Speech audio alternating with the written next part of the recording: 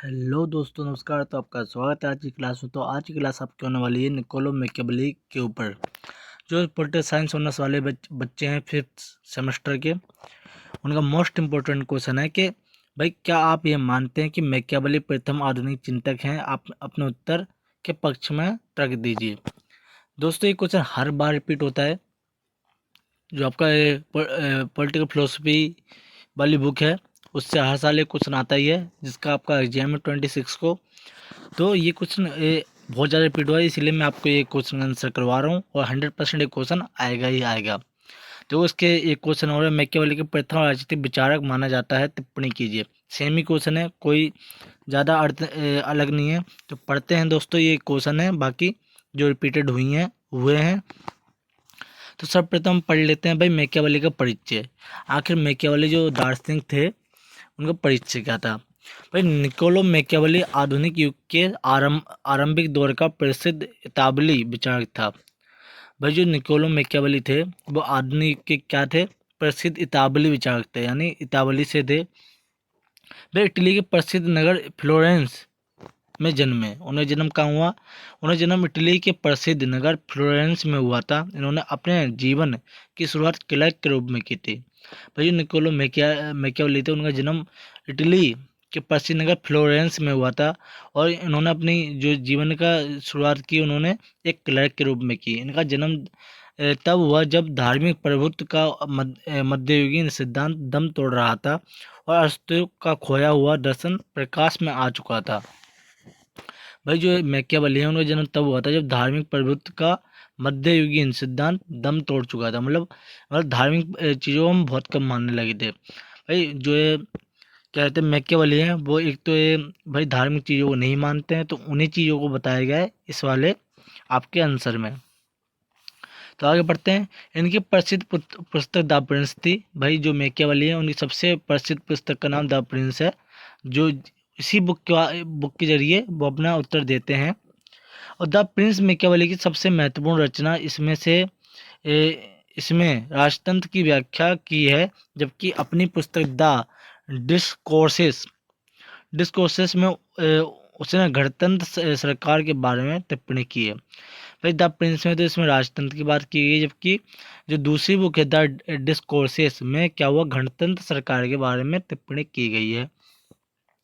भाई मैकियावेली द्वारा मानव स्वभाव का चित्रण उसका मूल आधार था, और धार्मिकता, परंपरावादिता और रूढ़िवादिता और पंडित प्रदर्शन का वह घोर विरोध करते थे।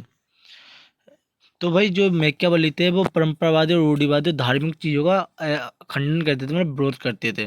वो धार्मिक चीज़ों को नहीं मानते थे। मैकियावेली की अध्ययन पद्धति ऐतिहासिक पर्यवेक्षण तथा यथार्थवादी और वैज्ञानिक विशेषताओं अथवा तत्वों से युक्त थी। भाई जो मैकियावेली जो दार्शनिक थे, वो क्या केवल वैज्ञानिक चीज़ों पर विश्वास रखते थे, ना कि धार्मिक चीज़ों पर। वे यथार्थवादी और वैज्ञानिकवादी दार्शनिक थे। भाई मैकियावेली के विचारों को प्रभावित करने वाले तत्व या कारक, ये सबसे ज़्यादा इंपॉर्टेंट है। जो मैकियावेली है, जो उनके विचार थे, उनको प्रभावित करने वाले कौन से तत्व थे या कौन से कारक थे, इसी में आपके सारे आंसर आ जाएंगे। तो अनेक कारणों ने मैकियावेली के विचारों वे उनके राजनीतिक चिंतन को प्रभावित किया है, जिसके कारण न केवल अपने युग के शिशु कहलाए हैं। भाई ऐसे अनेक विचार थे जिसके कारण उनके जो राजनीतिक विचार और चिंतन थे, उनको प्रभावित किया है। इसलिए वो अपने युग के शिशु भी कहलाए थे, बल्कि आधुनिक राजनीतिक चिंतन के अग्रदूत माने जाते हैं। और इसके साथ ही उन्हें क्या बोला जाता है? इन्हीं विचारों के कारण उन्हें आधुनिक राजनीतिक चिंतन के अग्रदूत माना जाता है। यही क्वेश्चन का आपको आंसर देना है कि जो मैकियावेली हैं, वो आधुनिक राजनीतिक चिंतक हैं या नहीं है, तो यही आपको बताना है। तो पढ़ते हैं। भाई वे तत्व निम्नलिखित हैं। पहला कारण पढ़ लेते हैं। भाई पुनः जागरण का सांस्कृतिक आंदोलन। सर्वप्रथम उनका विचारों में आ जाता है पुनः जागरण का सांस्कृतिक आंदोलन। भाई पुनर्जागरण का सांस्कृतिक आंदोलन उन दिनों संपूर्ण यूरोप में एक वैचारिक अग्रदूत बना हुआ था, जो इटली में विशेषतः मैकियावेली की जन्मभूमि फ्लोरेंस से बहुत प्रभावित था। भाई जो पुनर्जागरण का सांस्कृतिक आंदोलन उन दिनों की बात करें जब यूरोप में क्या वैचारिक अग्रदूत बना हुआ था, जब इटली की विशेषता मैकियावेली का जन्म हुआ। भाई जो मैकियावेली था, उनका जन्म तब हुआ था जब इटली में युद्ध चल रहा था। प्रथम विश्व युद्ध के बारे में आपने सुना हुआ, तो उस समय की बात कर रहे हैं भाई। इस आंदोलन कला और साहित्य के क्षेत्र में मध्ययुगीन सिद्धांतों और प्रवृत्तियों को तिलांजलि देकर प्राचीन विश्व के आदर्शों को प्रेरणा लेने का मार्ग दिखाया। भाई जो ये पुनर्जागरण था, इसमें क्या हुआ, इस आंदोलन में कला और साहित्य के क्षेत्र को मध्ययुगीन सिद्धांत की तिलांजलि देकर क्या हुआ, प्राचीन विश्व में जो आदर्श हम मानते थे, जो प्रेरणा मानते थे, उसको मार्ग दिखाया, मतलब उसको अपनाया गया। और दर्शन शास्त्र और विज्ञान की उसी मार्ग का अनुसरण कर रहे थे कौन, मैकियावेली। और नीति नीति धर्म के क्षेत्र में रूढ़िवादी दृष्टिकोण से मुक्त होकर मौलिकता के प्रोत्साहन दिया जाने लगा। और मैकियावेली ने अपने जीवन काल में ये सब देखा और अपनी कृतियों में उसने इस प्रवृत्ति को खूब बढ़ावा दिया। पर जो मैकियावेली थे वो ये सब चीज़ें देखते हुए आ रहे थे, इसलिए उन्होंने दर्शन शास्त्र और विज्ञान को उसी मार्ग में देखा। उसी मार्ग को देखते हुए अपनी जो कृतियाँ थी, उनकी जो बुक्स थी यानी किताबें थी, उन्होंने उसी चीज़ के बारे में अपना विवरण दिया है। इसीलिए वो धार्मिक चीज़ों को नहीं मानते थे भाई। पहला तो इतना इम्पोर्टेंट नहीं था, सबसे ज़्यादा इम्पोर्टेंट आता है ज्ञान का पुनरुत्थान। भाई जो ज्ञान के पुनरुत्थान है, मैकियावेली के समय में दो शक्तियाँ साथ साथ कार्य कर रही थी। प्रथम शक्ति ज्ञान के पुनरुत्थान की थी और दूसरी धार्मिक सुधारों की। भाई जो मैकियावेली का जब समय था, उस समय दो शक्तियाँ कार्य थी, मतलब कार्य कर रही थी। प्रथम तो ये थी कि शक्ति ज्ञान के पुनरुत्थान की और दूसरी धार्मिक सुधारों की। भाई जो ये मैकियावेली थे वो धार्मिक सुधारक थे, इसलिए वो धार्मिक चीज़ों पर विश्वास बहुत कम कर देते और वैज्ञानिक चीज़ों को ही मानते थे। पुनरुत्थान मध्यकालीन यूरोप का आधुनिक यूरोप में बदल देने वाला एक महत्वपूर्ण आंदोलन था। जो है पुनरुत्थान आंदोलन था। पुनरुत्थान का अर्थ होता है भाई किसी भी चीज़ को दोबारा से व्यवस्थित करना, ठीक है। तो इसमें क्या है कि यूरोप का आधुनिक यूरोप में बदल देने का एक महत्वपूर्ण आंदोलन था। इसका अर्थ क्या था, जो यूरोप था, यूरोप की व्यवस्था को आधुनिक व्यवस्था के अनुसार बदल देना। इसका आरंभ इटली में हुआ। तो इसका आरंभ कहाँ से हुआ, इटली जहाँ पर जो मैकियावेली थे उनका जन्म हुआ। इस पुनरुत्थान ने आत्मा और परमात्मा के संबंध के स्थान पर मानवीय समस्या को महत्व दिया। भाई जो ये पुनरुत्थान का पुनरुत्थान था, उसमें ये बोला गया कि आत्मा और परमात्मा के संबंध की बजाय हम किसको प्राथमिकता दें, मानवीय समस्या को। यानी जो हमारी मानवीय समस्या उनको सुलझाएंगे तो हम जल्दी सफल होंगे, ना कि हम आत्मा परमात्मा के मिलन को देखेंगे तो जल्दी सफल हो पाएंगे। भाई मैकियावेली ने चर्च और धर्म की जड़ों पर कठोर प्रहार किया है। भाई क्योंकि ये नास्तिक थे, इसलिए ये किसी भी धर्म को नहीं मानते थे। इसलिए मैकियावेली ने जो चर्च और धर्म की जड़ थी, जो चर्च था, उनकी जो बातें थी, उनकी बातों का विरोध किया है और प्रहार किया है। फिर उसने राजनीति को धार्मिकता, नैतिकता और आचार शास्त्र आदि से दूर रखा। भाई जो मैकियावेली थे, जो उनका राजनीतिक सिद्धांत था, उन्होंने अपनी राजनीति को धार्मिकता और नैतिकता के आचार शास्त्र से काफ़ी दूर रखा, वो उसको उसमें जोड़ते ही नहीं थे।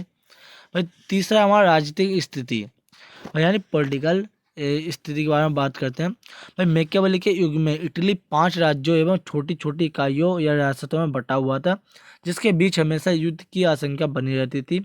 इन्हीं राज्यों में से एक फ्लोरेंस भी था, जहाँ मैकियावेली का जन्म हुआ। भाई जो मैकियावेली का युग था, वो उस समय क्या था, इटली 5 राज्यों में बटा हुआ था, जिनके बीच में से कैसे आशंका रहती थी कि आपस में युद्ध ना हो जाए। तो उन्हीं में से एक देश था, यानी एक राज्य था फ्लोरेंस, जहाँ पर किसका जन्म हुआ, मैकियावेली का जन्म हुआ। 15वीं सदी के अंत में सामंती शक्ति बढ़ रही थी और राजाओं ने सामंती अथवा सामंतवाद को समाप्त करने की कोशिश की। भाई जो 15वीं सदी थी, उस समय क्या हो रहा था, वो सामंतवादी व्यवस्था, छोटे छोटे स्तर पर ये शासन होना, ना कि राजाओं का शासन होना। तो ये चीज़ देखते हुए राजाओं ने क्या किया, सामंती व्यवस्था का जो सामंती व्यवस्था थी उसका विरोध किया। उसकी जगह क्या किया, वो अपना राजा का शासन वापस लाना चाहते थे। इस समय चर्च का प्रभाव समाप्त हो गया था, परंतु इसने राष्ट्रीय संस्था का रूप ले लिया था, जो लोगों की राह भटका रहा था। भाई उस समय चर्च जैसे छोटी व्यवस्था का समाप्त कर दी गई थी, परंतु सबसे बड़ी बात क्या है, वो जो चर्च था एक बहुत बड़ा क्या बन गया था, राष्ट्रीय संस्था बन चुकी थी, जो कि लोगों की राह भटका रही थी धार्मिक चीज़ें दिखाकर, ऐसा मैकियावेली का कहना है। ठीक है। फिर अगला पॉइंट आता है मैकियावेली पर इटली की तात्कालिक स्थिति का प्रभाव पड़ा। उसने इटली के एकीकरण के लिए अधिक शक्तिशाली शासक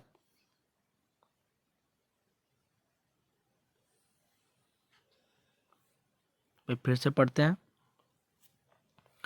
भाई। मैकियावेली पर इटली की तात्कालिक स्थिति का प्रभाव पड़ा। उसने इटली के एकीकरण के लिए अधिक शक्तिशाली शासक की आवश्यकता को महसूस किया। भाई ये सब देखते हुए जब मैकियावेली ने देखा कि जो जिस राज्य में पैदा हुआ है वहाँ पर इटली 5 राज्यों में बटा हुआ है, जिसमें हमेशा किस चीज़ का भय बना रहता है कि वो आपस में युद्ध न कर ले। तो इस चीज़ को देखते हुए जो मैकियावेली थे उन्होंने सोचा कि यहाँ पर एक ऐसे शासक का शासन होना चाहिए जो इन सबको कंट्रोल कर सके और आपस में इनको युद्ध ना हो सके। तो अतः मैकियावेली ने चाहा कि संपूर्ण इटली को एकता के सूत्र में बांध दिया जाए। उसने देश में ऐसे निरंकुश शासन के उदय की कामना की जो सिद्धांत में डूबा ना रहकर व्यवहारिक राजनीतिक के सिद्धांत में डूबा रहे।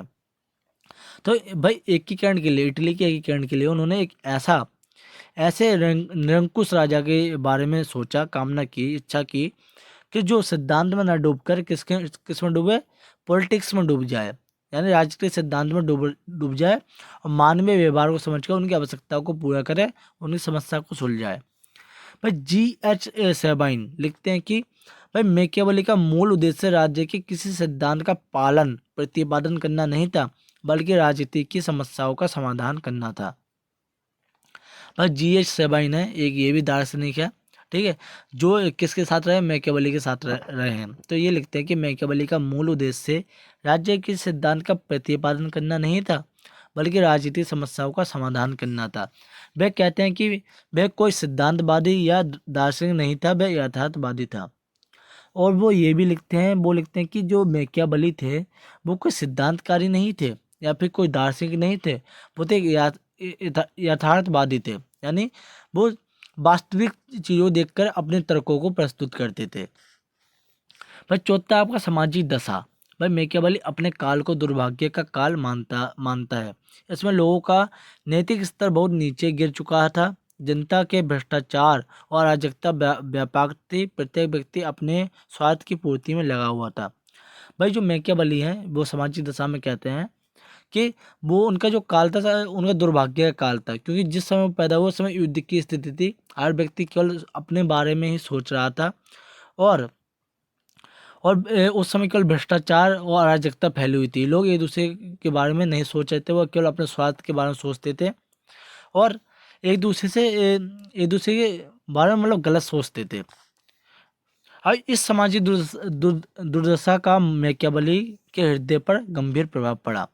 भाई जो ये ऐसी चीज़ें उन्होंने देखी कि युद्ध की स्थिति बनी हुई है, लोग एक दूसरे से घृणा कर रहे हैं, केवल अपने बारे में सोच रहे हैं, स्वार्थी हो रहे हैं, तो इस चीज़ के बारे में वो गंभीरता से सोचने पड़ गए।